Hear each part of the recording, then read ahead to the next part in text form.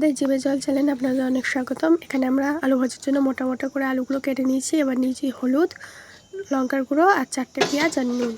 আর এখানে আলুগুলো আমরা সেদ্ধ করে নেব।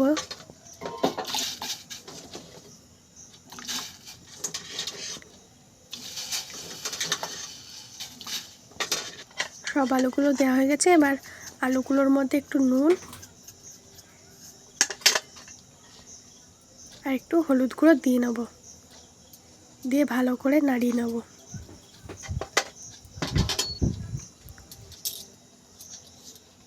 এবার আমরা 4টে পেঁয়াজ নিয়েছিলাম, সেগুলোকে গ্রেট করে নেব।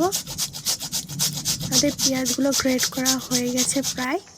এবার দেখে নেব আলুগুলো সিদ্ধ হয়েছে কিনা। এখানে আমরা আলুগুলোকে হাফ করে সিদ্ধ করে নিয়েছি।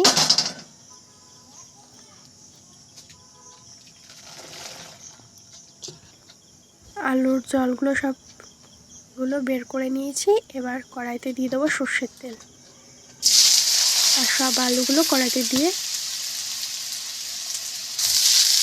কিছুক্ষণ নাড়ব।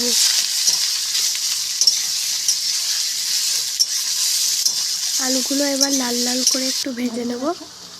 এবার এর মধ্যে দেবো হলুদ গুঁড়ো আর দিয়ে দেবো 1 চামচ নুন।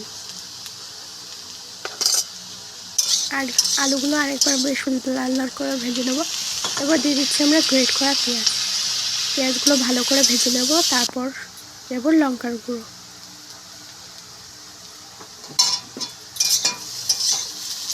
পেঁয়াজগুলো কিছুক্ষণ ভেজে নিতে হবে, তারপর লঙ্কার গুঁড়ো দিতে হবে। এটা আমরা মুড়ির সাথে নিয়েছি, আপনারা চাইলে পান্তা ভাত এবং গরম ভাত দুটোর সাথেই খেতে পারবেন। আজকের ভিডিওটা আমরা এখানেই শেষ করলাম। দেখা হচ্ছে আবার নতুন ভিডিওটা। আমাদের ভিডিওটাকে আপনারা লাইক, কমেন্ট এবং সাবস্ক্রাইব করে দেবেন। ভালো থাকবেন, সুস্থ থাকবেন। নমস্কার।